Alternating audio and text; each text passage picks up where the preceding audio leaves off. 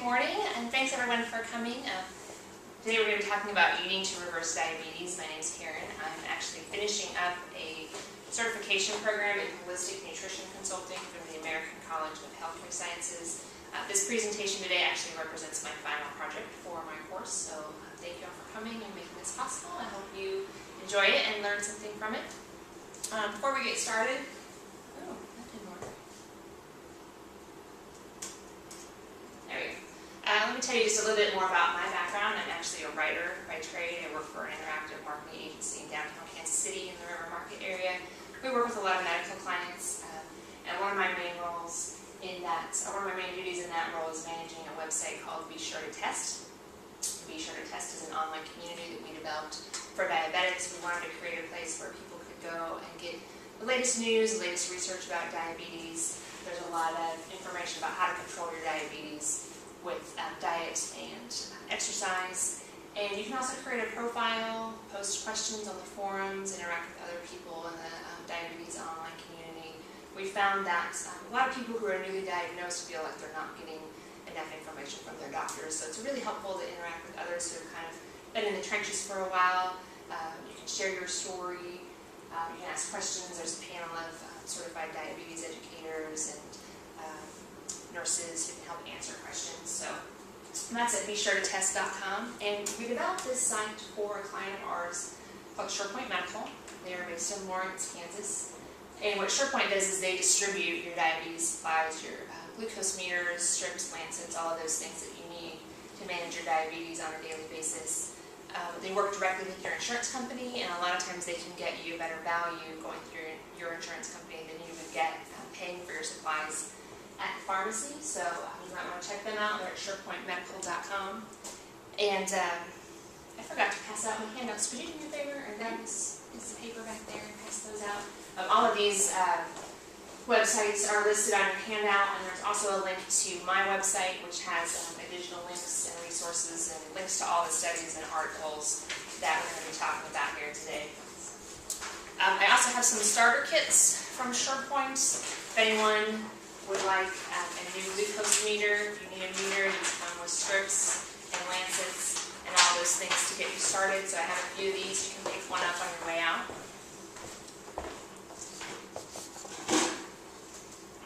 And I do also just want to make sure to mention I'm not a medical professional.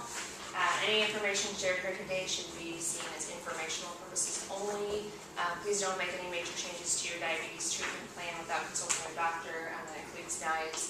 And please never try to take yourself off any medications without your doctor's approval.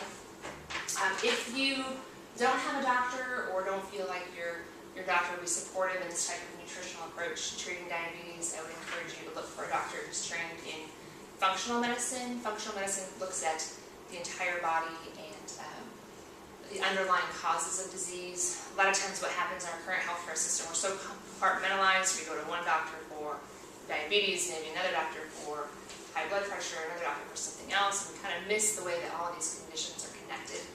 And so functional medicine takes that into consideration and looks at the underlying causes of disease. Before we go any further, I would assume that everybody is here because you have some sort of connection with diabetes, whether yourself or a loved one. But does anyone need clarification on what diabetes is? And we're going to be talking primarily about type 2 diabetes, which is directly related to diet and lifestyle factors.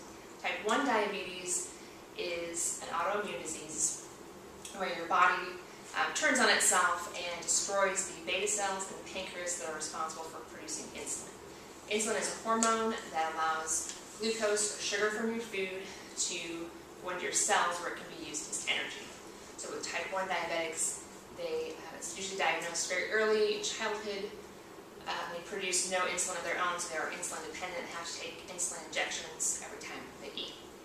With type 2 diabetes, what happens is it's usually diagnosed later in life, although now we are seeing it happen more and more in adolescents and children. And what happens there is that you become what's called insulin resistant, where your body just doesn't respond to insulin as well anymore. So you need some help getting that insulin to work better. A lot of times you take medication for that, but it can also be controlled through diet and lifestyle, which we're going to talk about today. Sometimes what happens with type 2 diabetics is that because your pancreas has to produce more and more and more insulin to get the same effect, your pancreas starts to wear out, you produce less and less insulin, and then just like type 1, you eventually become insulin dependent. So I have a statement in here that says your diet greatly affects your health. That's a pretty basic statement. I think we would all agree with that. We all know it's important to eat a healthy diet in order to be healthy. But there's a lot of confusion over really what that means, and we're finding more and more studies now are showing that a lot of the things that we've been told to eat over the past 30, 40 years, we've been told are healthy, are really not that good for us. There's a lot of problems with the way that most of us eat today. This is the food pyramid, which until recently was the model for the dietary guidelines from the USDA. And for a long time they've been recommending a grain-based diet, so you have here on the bottom bread, cereal, rice, and pasta. They've been recommending 6 to 11 servings a day, even for diabetics. And they did this starting back in the 70s. They decided that we needed to reduce our intake of fat in order to try and reduce the risk of heart disease. And so they started recommending that we use fats and oils very sparingly and eat more grains. Recently, they moved to this model, which is the My Plate model. It's a little bit better in that you can see more emphasis on fruits and vegetables. Half of the plate here is fruits and vegetables. Small portion of protein. Still a lot of emphasis on grains and dairy, and we're going to talk about why that's a problem for a lot of people. So there are a lot of problems associated with the Western diet. When I say Western diet or the standard American diet, that's a diet that's high in your refined carbohydrates, your grains, your cereals, any kind of baked goods, breads, pasta, those types of things. A lot of sugar, a lot of starchy foods like potatoes and corn. Probably the biggest problem with the Western diet is that it is very high in sugar. We eat a lot of sugar. Most of us don't realize how much sugar we actually do eat. They determined that our ancestors ate around 22 teaspoons of sugar a year. Very, very low sugar diet. Today, typical American eats between, some estimates are between 130 to 180 pounds of sugar a year. So you break that down, it's almost half a pound of sugar a day. This is very, very problematic. We know sugar is bad for us, we hear it all the time, but a lot of us don't realize how true that really is. Sugar is implicated in heart disease, elevated triglycerides, it suppresses the immune system, accelerates the aging process. A lot more studies now are coming out showing just how damaging sugar is. If you go to my website, I've linked to a video from 60 Minutes that was put out recently called Is Sugar Toxic? It's about a 14-minute video. Kind of goes into this a little more depth. There's some studies that they've done on sugar, and a lot of people now are really recommending that you completely get away from sugar. It's really hard to do because when we talk about sugar, we're not just talking about candy and cakes and desserts and all those sweet things, but this includes your refined carbohydrates. So anything that you eat that is bread, pasta, baked goods, all that is converted by your body into sugar, so that all counts towards your sugar load. It also includes hidden sources of sugar, which can be really surprising. Sugar is in ketchup, salad dressings, condiments, sauces, a lot of these things that we use on a daily basis, we don't even realize how much sugar is in them. Another problem with typical Western diet is very high in acid-forming foods. Foods have an effect on the body. They either produce acid or alkaline. You want your natural pH to be neutral or slightly alkaline. Most of the foods that we eat, including sugar, meat, dairy, grains, all of these things form acid in the body. When you have too much acid, that can contribute to disease.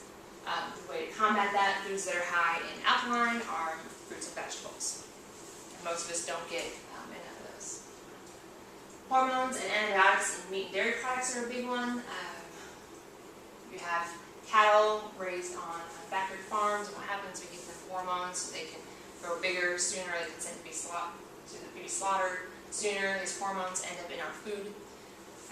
Children are developing much earlier these days. There have been reports of young girls starting menstruation at the age of 7. And a lot of people attribute this to hormones in our food that mess with our natural hormone system. Antibiotics. And what happens is you raise these cattle on factory farms and feed them grain. They're not meant to eat grain, they're ruminants, they're meant to eat grass. What happens is they become very, very sick. They're given antibiotics to control those symptoms. Those antibiotics again end up in our food, and now we have antibiotic resistance in humans. We have these superbugs that don't respond to antibiotics anymore because we already have so many antibiotics in our systems.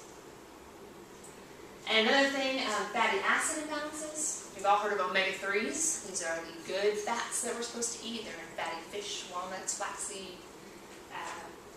Then there's also omega-6s, which are inflammatory. And a lot of people are saying now that inflammation inside the body is the major underlying factor of all major disease. You can't see it, it's hidden inflammation, but your cells inside become inflamed and don't work the way they're supposed to. So omega-6 acids contribute to that. Omega-6 acids, again, are found in factory farm meat and a lot of these other foods that we eat on a daily basis. Our ratio of omega-3s to omega-6 is supposed to be 1 to 1. In the standard American diet now, it's 16 to 1, omega-6s to omega-3. So we're way out of balance when it comes to fatty acids, which is another underlying factor of all these diseases. We've known for a while that the Western diet is a factor in a lot of major diseases. What's interesting is that if you take a population that continues to eat a traditional hunter-gatherer type diet, and you start introducing them to these foods, so baked goods, flour, refined sugar, carbonated beverages, your low-quality meats, starchy foods, what happens to these people? Anybody have an idea? Get fat. They become obese. They start seeing a lot of health problems that they did not previously experience, including obesity, including diabetes, certain cancers, heart disease, stroke, hypertension, which is high blood pressure. This has been observed all around the world. This has been seen in Americans, Eskimos, tribes in the Himalayas, Australian Aborigines, places where they eat, we eat very, very different diets, but what all these diets had in common was that they lacked these refined foods, these processed foods, these high sugar foods. Elizabeth Lipsky wrote a report looking at some of these traditional non-Western diets and reported whenever people living traditionally mesh with Western culture, non-infectious diseases of modern culture soon follow. So what does this tell us? It tells us that a lot of these diseases that we think of as inevitable, we think of as irreversible, are not only directly related to diet, but they can often be prevented, and they are many times reversible through diet intervention alone. I want to talk about a couple of diabetes studies really quick, and then we'll get into some more practical application. 1982, there's a group of Australian Aborigines who had moved to the city. They adopted this sort of Western diet. They become more sedentary. And as a result, after a period of years, they were obese, they had diabetes, they had what's called metabolic syndrome, which is a group of symptoms related to diabetes, heart disease, those types of things. So they agreed to participate in an experiment where they went back to their traditional homeland. And they wanted to see if their health problems could be reversed by doing so. So they went back to their traditional homeland, which was about a day's drive from the nearest town, through backcountry roads. It was very isolated. They no longer had access to these types of foods. And it was a 7-week experiment. So they were eating, they were near the coast, so they were eating seafood, they were eating kangaroo meat, turtles, birds, wild yams, all these traditional foods. And what they saw after 7 weeks was that all of their metabolic abnormalities associated with their diabetes and the heart disease had greatly improved, or in some cases completely reversed. So this was pretty significant because this was the first study that showed that the effects of the Western diet could actually be reversed. Much more recently, 2011, some researchers at Newcastle University in the UK were interested in what happens to patients after they undergo bariatric surgery or weight loss surgery. There have been a lot of reports in the news over the past few years that weight loss surgery is now the new cure for diabetes. Obesity and diabetes often go hand in hand, so what they were seeing is that people who went through weight loss surgery were seeing great improvements in their glucose tolerance. Which can kind of be expected because you think, okay, they're losing weight, their health is improving in a number of areas. So let me ask the question, how soon would you think after going through this type of surgery do you think you would see improvements in glucose tolerance and insulin secretion? A couple weeks. A couple weeks, maybe? Couple months. Think it might take a little while. Yeah. 6-7 days. How about 3 days? 3 days after surgery, these people were seeing improvements in their glucose tolerance. So researchers looked at this and they realized something else was going on that wasn't directly related to the surgery because no significant weight loss had occurred yet at this point. And their theory was that these improvements were related to the pre-surgical diet that these patients were required to go on. Does anybody know what you have to do before you can actually have weight loss surgery? You have to start losing weight. You have to lose as much weight as possible before they will do the surgery because it makes surgery safer. It's easier on your heart. It's easier for the surgeon to actually get in there and perform the surgery because there's less abdominal fat in the way. It actually does something else important, is that it shrinks the liver. And fatty liver is associated in a lot of diseases. So shrinking the liver makes the surgery safer. And so these researchers suspected that this improvement in the liver was responsible for the improvement in glucose tolerance. So they took a group of diabetics. It was a very small study. They started with 14 people, and then 3 of them had to drop out, so they were left with 11 people. So a very small study. They put them on a very restricted diet. It was an 8-week study. And after 1 week, they compared them to a group of non-diabetic control subjects and found that their fasting plasma glucose after 1 week was no different from the non-diabetics. So at that point, there was no difference in their tests from the non-diabetics. After 8 weeks, their beta cells had begun to produce insulin again. So this was really groundbreaking because this was the first study that showed that that beta cell defect is reversible, and our current perception of diabetes is that once you have it, it's progressive, it's only going to get worse, your pancreas is going to give out, and you're going to have to start taking insulin injections and eventually become insulin dependent. So this study actually showed that that's not true. Given a certain diet, your beta cells can heal and start producing your own insulin. Now, what was this diet? It was very restricted. It was a liquid diet, so they were given liquid meal replacements, and this is not something that I would recommend you do on your own. They were under doctor's supervision. They were given all the vitamins and nutrients to make sure they did not become malnourished during the process. So they were on a liquid diet. They were also allowed 3 servings of non-starchy vegetables per day, so that would not include things like potatoes and corn. So it was a 600 calorie a day diet. So it was very, very restrictive, very, very difficult. So what can you do if you don't want to go on a 600 calorie a day diet, which I would not blame you? We're going to look at a sample meal plan. Just look at it, see what it looks like, and then we'll go a little bit more into some guidelines for healthy eating. So breakfast is hard, because what are our traditional breakfast foods? Cereal, toast, muffins, pastries, pancakes, waffles, all these things that we like to eat in the morning are really just more sugar. So what I like to do for breakfast is I make smoothies. I use frozen blueberries, a little almond milk, some almond butter. I also throw in a couple of large handfuls of spinach. And most people, when they first hear this, they think it's really strange or kind of gross with spinach in a smoothie. But with all these other ingredients and the fruit, the great thing is you don't taste the spinach at all. You can use lots of it and not increase the volume of your smoothie. So this is a really, really great way to get 4 or 5 servings of fruits and vegetables into your day. First thing in the morning, that's more than most people have all day. So you're off to a really, really great start. Mid-morning, you get hungry, you want a snack, you have banana. Lunch, you can do spinach salad with some salmon. Spinach, again, spinach is one of the best things that you can eat. I'll show you this book. I have a few books with me just to kind of show you some resources. These are also listed on my website. I don't sell them here today, but you can go to my website and find them. This one, World's Healthiest Foods. Spinach is the #1 food listed in here. It's great. It has a lot of vitamin K, which is anti-inflammatory, helps with some of those risks for heart disease. This book has over 500 recipes. They're really, really easy. I don't like to cook, so if I'm going to follow a cookbook, it's going to have to be really, really easy. These are super easy, don't use a lot of ingredients, aren't very complicated at all, and really just let the natural flavors of the food kind of take center stage, so not a lot of complicated things going on here. So that's a really great resource. Where can you get that book? It's actually, the last time I checked on Amazon, it was like half price, which is great, because normally that goes for around $40, and last week I checked it was $23.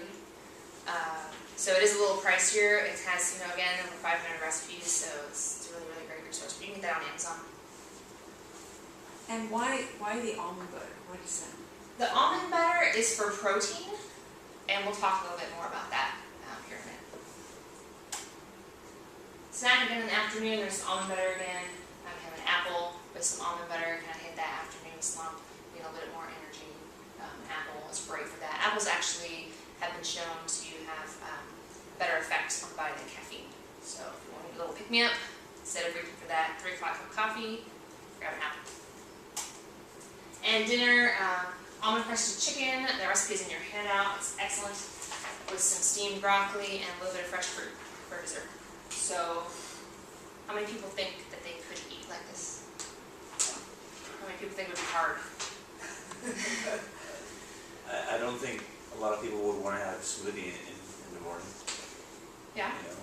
I mean, that's my diet, but I would think a lot of people out there would be like, I don't want to drink my breakfast. I would encourage those people to just try it, especially if you're having a lot of problems associated with your diabetes. Just try it. See if you can do it for 3 weeks. See if you can do it for 8 weeks, like the Newcastle study. 2 months, really, in the grand scheme of things, is a short period of time to really focus on your health. And I think that you'd see so many improvements in your health during that time period that it would encourage you to stick to this type of diet. I think what it's lacking, a lot of people are used to, is like something that you can sink your teeth into. Oatmeal. Like cookies. Which is cookies, sure. You know, Bread. people, yeah. A lot of people have bread at chomp every on. meal, yeah. And that's just one of those obstacles that you kind of have to get past. But really, the first 3 days are going to be the hardest to get past those types of obstacles, but then it does get easier.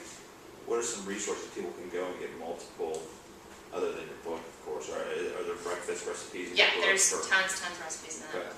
I've got some recipes on my blog, which is listed on your handout. People need options. I mean. Yeah, absolutely.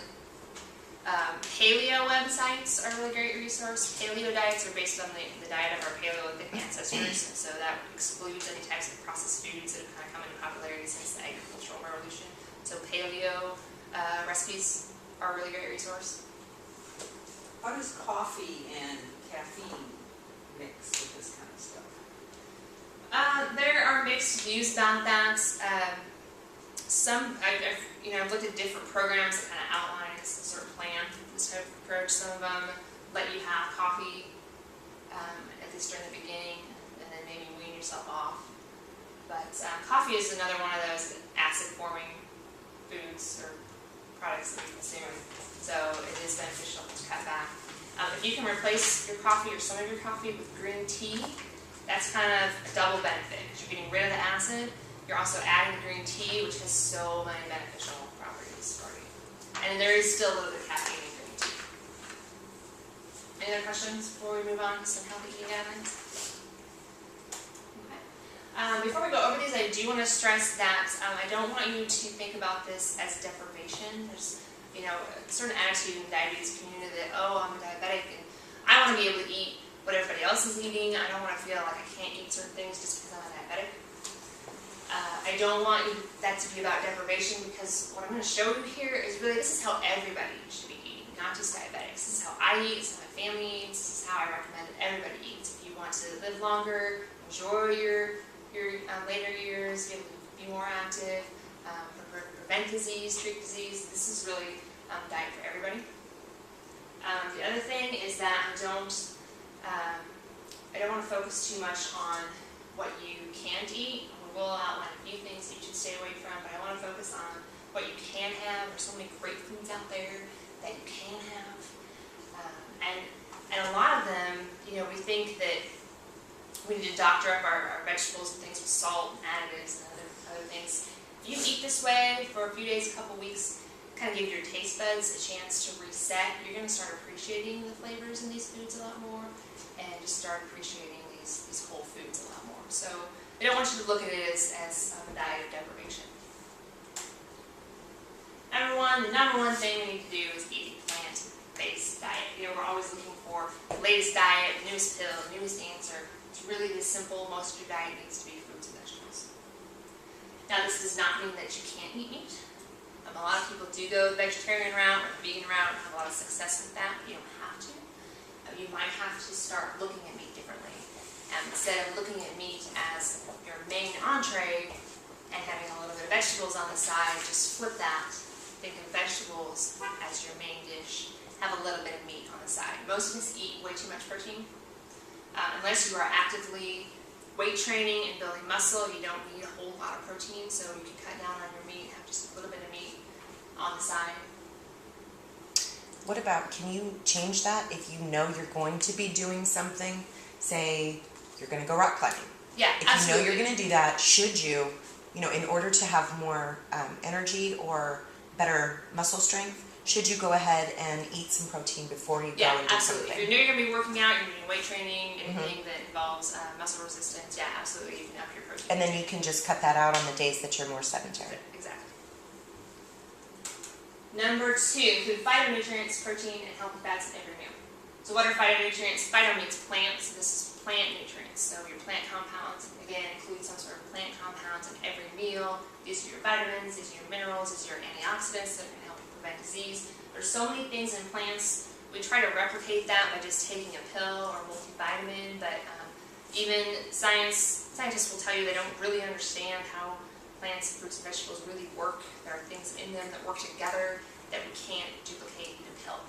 So your best bet, again, eat plants in every meal. Your protein. Protein is important because not only if you're going to be working out and building muscle, you need it to build muscle, but protein empties the stomach more slowly, so that's going to help you stay full longer. That's where the almond butter comes in. That's why I put almond butters in my smoothie. I usually don't need a snack before lunch. I get the almond butter at Hy-Vee. I have some here. Looks like this. I prefer almond butter to peanut butter because almonds are just more beneficial than peanuts. They're good source of calcium, healthy fat, protein. You can get this at Hy-Vee in the health food section. And again, your protein can be a little bit of meat, be egg, nuts, they're good source of protein. Healthy fats. Let's talk about fat for a second. Fat has a really bad rap. People want to avoid fat. You see all these products in the store that are not fat, low fat, fat free. The thing is though, that dietary fat that you eat, does not contribute to weight gain. So fat does not make you fat. Fat is not stored in the body as fat. Fat is used for energy. It's the main source of energy for your brain. And fat is essential. You need fat in your diet. The thing that is stored as fat, anybody know? Sugar. So what happens with all these low-fat or fat-free products? When they take out the fat to make up for the flavor that's lost, they add sugar. So we think we're being healthy by choosing non-fat products, but really it's another source of sugar. Sugar contributes to weight gain and all these other products. So healthy fats, fats you want to look for are the unsaturated fats, olive oil.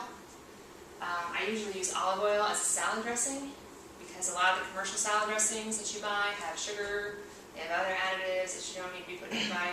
Just use olive oil. It's a good source of healthy fat. Fat also empties more slowly from your stomach, helps you stay full longer. Any questions about fat? What other? is healthy fat? Healthy fat with your olive oil, fish, fatty fish like salmon, herring, mackerel, avocado is a good source of healthy fat, nuts. The fat that's found in meat is saturated fat. There's a lot of controversy about saturated fat. For a long time we've been hearing saturated fat is bad for you, it contributes to heart disease. The paleo camp says no, saturated fat's okay. But again, if you're cutting down on your meat, you're going to be cutting down your saturated fat anyway, so it's okay to have a little bit of it. Anybody else? Number 3, again, put sugar. I really can't emphasize this enough.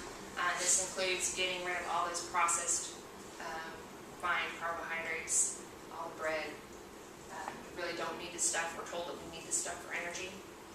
But sugar, unlike fat, is not, or carbohydrates, refined carbohydrates rather, unlike fat, is not essential. You do not need it in your diet. You can get complex carbohydrates from vegetables, and these are much more healthy for you. What about the sugar substitutes? Sugar substitutes are horrible. I would really recommend staying away from them. Things like aspartame, sucralose, they're just as bad for you as the real deal. I've seen studies where people who drink diet soda or use these sugar substitutes are even at a higher risk for weight gain and diabetes. Turns out you can't trick your body. If your body senses something sweet, even if it's not the real deal, the same processes occur. Sugar substitutes have also been linked to a lot of problems. Aspartame is accountable for an estimated 75% of reports of reactions to food additives. And that's in all Diet Coke? or all Aspartame is in a lot of diet drinks. Yeah. It's linked to migraines, anxiety, neurological disorders, skin irritations, gastrointestinal problems. So aspartame is the same as NutraSweet or equal. And then there's sucralose, which is Splenda. And with sucralose, they say, oh, it's one of the most extensively tested products on the market. But if you look at those studies, most of them were done on animals. And most of them were done for a very, very short period of time. So we don't really know what are the long-term effects of these things. They really have not been studied that well. And we're really conducting a mass experiment on ourselves when we put these things into our bodies. Is it true that sugar can make cancer grow faster? Yes, sugar feeds cancer cells. So, if you're diagnosed with cancer, Best thing you can do first thing right off the bat is white sugar. All types of sugar. What about honey? Honey- Is it true that it's the lesser of, all of the evils of sugar? Yeah, it's better than any type of refined sugar or, artificial or added sugar. You don't want to overdo it. But things like honey, agave nectar, is another one that's natural. There's a little bit of controversy around that. But we can use a little bit of agave nectar. Stevia is a sugar substitute that's natural. It comes from a plant, and that's sold also as stevia or truvia are both from the same plant. So those are natural sugars that are better for you, that your body processes better. but you still should try and avoid them? Or, You shouldn't use them in excess. yeah. Shouldn't become dependent on them. Number 4, avoid processed packaged foods. The general rule here is that the longer the shelf life of a product, the shorter the life of the person who eats it. All of these things are full of preservatives, they're full of artificial ingredients, chemicals, things that you just simply should not be putting into your body. A good rule for this is to shop in the outer aisles of the grocery store. I go to Hy-Vee here in town. You've got the big produce section right up front. You can swing around back, get some meat. The only thing I hit it in that I get in the frozen section is frozen blueberries for my smoothies. You want to stay away from frozen dinners because, again, a lot of preservatives, a lot of artificial ingredients. And then I swing around to the health section and grab almond butter, a couple of things there. Really don't go into the interior of the store because that's where all of these processed, packaged, damaging foods are. Which, when you think about it, makes sense. Right. Why would you want to eat something that's created in a factory? You're putting stuff in your body. Your body is in the continual process of creating new cells. And so what does it have to create those new cells with? What are the building blocks? It's food that you eat. So if you put artificial ingredients into your body, you're going to get cells that are made from artificial ingredients. And that's where cancer comes from. Because your body doesn't know what to do with these things. Cancer is an abnormal cell growth. You put artificial things in your body, you're going to get abnormal cells. Number 5, again, be choosy about your meat. Watch out for hormones and antibiotics. I don't eat a lot of red meat for this reason. It's kind of hard to get grass-fed, hormone-free meat. But you can get bison at Hy-Vee. Bison is a lot cleaner. Bison is always grass-fed. It might be grain-finished, so they get a little bit of grain at the end of their life. But bison is also hormone and antibiotic-free. You can get that in the freezer section. Chicken, you can get antibiotic-free chicken. When you're looking at chicken, you don't need to worry about hormones because hormones are not allowed in chicken. So if you see chicken that's labeled hormone-free, make sure you're not spending more for that because that's really just a marketing ploy. If you want to know more about what's in your food or what all those labels mean, this Eating Between the Lines is a really good resource. This tells you what all of those labels mean. Free range, hormone-free, antibiotic-free, grass-fed. What does that really mean? This talks about not only the meat, but all of your coffee, all of your other foods that store to you. This is not written from a health perspective, it's just written purely from a perspective of understanding the language used on all of these foods.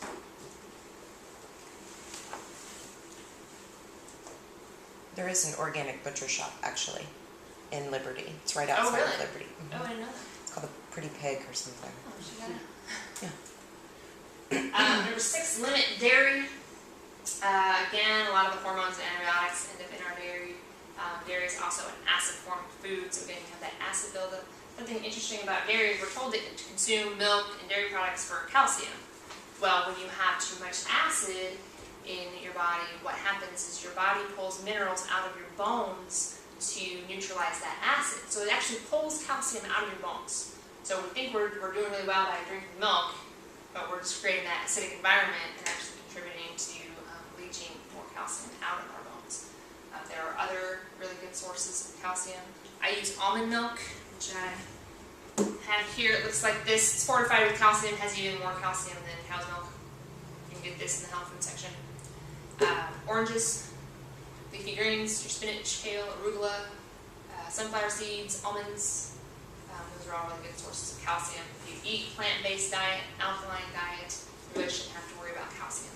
Make sure that you get vitamin D, because your body needs vitamin D in order to absorb calcium. Does anybody know what we get vitamin D from? Yes? The sun. The sun. Very good. Vitamin D comes from sunlight, so you need to get out in the sun. There's a lot of vitamin D deficiencies in the United States because we're so obsessed with staying out of the sun and using sunscreen. Sunscreen blocks your body's ability to create vitamin D, so it's okay, it's even beneficial to get out in the sun without sunscreen. 10 to 15 minutes a day. This is a great time of year to do it. It's not too hot yet. Just make sure you don't burn. Yes? What about taking a vitamin D supplement during the winter? Yeah, absolutely. It's best to get it from the sunlight, but when it's winter, or if you live in a place where you don't get a lot of sun, absolutely take a vitamin D supplement, or take foods that are fortified with vitamin D. And read food labels. Get in the habit of reading labels. Read ingredients. Don't eat anything you can't pronounce. Don't eat anything you don't recognize as food. You look at food labels, they have all these crazy ingredients. Just stay away from them. Protein bars are an interesting example because a lot of people think, oh, I'm eating a protein bar, this is healthy. Look at the ingredients, there's tons of ingredients on there. A lot of them are just a glorified candy bar, a lot of sugar again. So read the ingredients, make sure you know what is in your food and what you're putting into your body. I like these Lara bars. They're not protein bars per se, but they're little snack bars. This one's blueberry muffin. If you read the ingredients, dates, cashews, unsweetened blueberries, blueberry juice concentrate, lemon juice concentrate. That is it. You know what all those things are. Natural ingredients. You know what you're putting in your body. So really quickly, a few foods to avoid. High fructose corn syrup. You've probably seen the commercials and try to convince you it's okay. It's like sugar. It's natural because it comes from corn. This stuff is bad news. It's absorbed in your body more quickly than regular sugar. It goes straight to the liver. It contributes to that fatty liver disease again. It also contributes to something called leaky gut syndrome, where you get little holes in your intestinal tract and partially digested food is able to escape and go into your bloodstream. And then again, that contributes to inflammation, which is implicated in a lot of disease. Stay away from it. It's in a lot of soda. It's in a lot of fruit drinks, even the stuff like, we think are healthy, like sports drinks. It's in usually popsicles, anything that's fruit flavored. If you have kids or grandkids and they like those little fruit chews, it's probably in there. So read your ingredients. Stay away from this stuff. Other forms of added sugar, these are on your handout. Sugar goes by a lot of names. Sucrose, glucose, maltose, dextrose, anything that ends in ose is sugar. Cane sugar, corn syrup solids. Look for these things. Yes? What about the sugar alcohol that you see in Xylitol, foods for mannitol, diabetics? sorbitol. Yeah, those are better. Again, you don't want to overdo it. Mm-hmm. Those are more natural forms of sugar. Xylitol, mannitol, sorbitol are some of the names that you can find those under. Okay. Soda, again, if I can get you to do anything, quit drinking soda. It's packed with sugar. It's horrible for you. Again, even diet soda, like we talked about, the artificial sweeteners are bad news. Fast food and fried food, this should kind of go without saying. Those are poor quality foods and that's not something you really want to put in your body. And then MSG is another thing that's found in a lot of sauces, crackers. It's a flavoring agent linked with migraines and neurological disorders that you also want to try to avoid. A few tips for success. Kind of talked about this earlier. Give it a chance. You will find after eating this way for a little while, your taste will start to change, your body will kind of start to reset. So just try it, see how you feel. You'll probably see a lot of improvements in your health and be encouraged to continue eating this way. Try preparing foods differently. If you're one of those people who think, oh, I don't like vegetables, look at how you're preparing them. If you're boiling your vegetables, you're going to lose a lot of the flavor. You're also going to lose a lot of the nutrients. A lot of the nutrients will leak out into the water, throw away the water, you lose all the good stuff. So instead of boiling them, steaming them is a really, really good way to prepare vegetables to preserve the flavor, preserve the nutrient quality. You can do stir fry with some different vegetables. Play around with it. It doesn't have to be complicated, but try preparing things a little differently and see if you like them better. Find substitutes for your favorite foods. This is one of my favorite things to do. If you really, really think you can't give up pasta, who knows what this is? Spaghetti squash. Spaghetti squash. Put this in the oven, cut it open, put it in the oven for about 45 minutes, scrape it out, it comes out in strands, looks just like pasta. Throw some marinara sauce on it, you won't even know the difference. You get that satisfaction of eating something that you're familiar with. Marinara sauce without sugar. Yes. But it is much, much better for you. I have a recipe on my website for a pizza crust that is made out of cauliflower. There are no grains in it whatsoever. It's actually really good. It is awesome. There is cheese in it, so that's an area where I might make a little bit of exception because I'm more comfortable allowing myself some cheese than I am the grains and the gluten and all that stuff. So find substitutes. A lot of people do mashed cauliflower instead of mashed potatoes. You get the same texture, familiar food, but much, much, much better for you. When you cook, prepare extra. It doesn't take a lot of work to double your recipe, and then you have lunch or dinner for the next couple of days. A rule in our house is usually whoever cooks gets the leftovers for lunch, so when I cook, which is not very often, I try to make extra so I at least have enough for lunch the next day. Also prepare your foods ahead of time. I always make my lunch the night before because I am not a morning person. My family can attest to that. If I don't make my lunch the night before, it's not going to happen. So take a little time the night before, make yourself a salad, boom, you've got lunch the next day. You're not going to have to run down the street to the burrito shop, which is what I usually do if I don't have lunch. Keep healthy snacks on hand. I have nuts and raisins in my desk drawer so that 3 o'clock slump hits, I don't have to run down to the coffee shop and get a pastry. I've got stuff there I can eat. Take fruit to work, take your apple, take your banana. You have all that stuff handy. Drink more water. 75% of Americans are chronically dehydrated. We often mistake thirst for hunger. If you're feeling hungry, if you're feeling fatigued, drink a big glass of water. It's going to help your kidneys function more optimally. It's going to help flush bad stuff out of your system, especially if you're losing weight. Those fat cells dissolve. They need somewhere to go. Make sure you're drinking a lot of water. Follow the 9-10 rule. This is how I try to eat. Eat really, really clean 90% of the time, and then the other 10% have whatever you want. If you really, really want a piece of pizza, take one of your meals during the week and have some pizza, and then get right back to eating clean. 10% of the time translates to about 2 meals a week, so make sure you don't overdo it.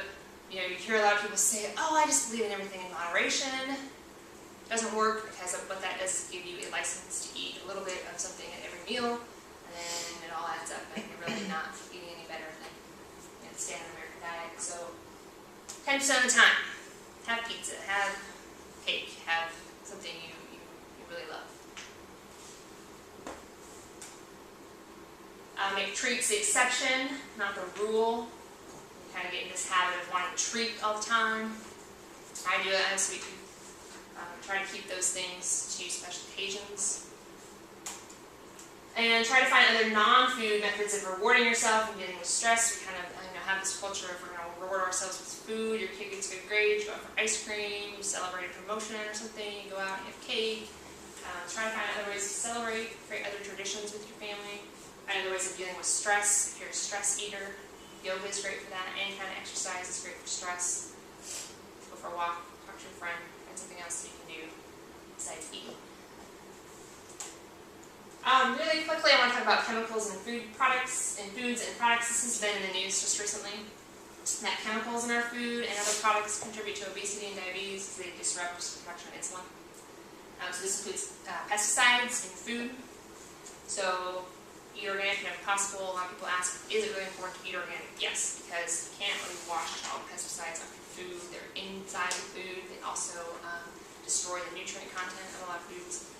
So Hy-Vee here in town is a great organic section. The farmers market is starting up in May. You can go talk to the farmers. A lot of them might not be certified organic, but they still might be pesticide free and use organic practices. They just haven't gone through the certification process. So talk to them, find out where your food is coming from.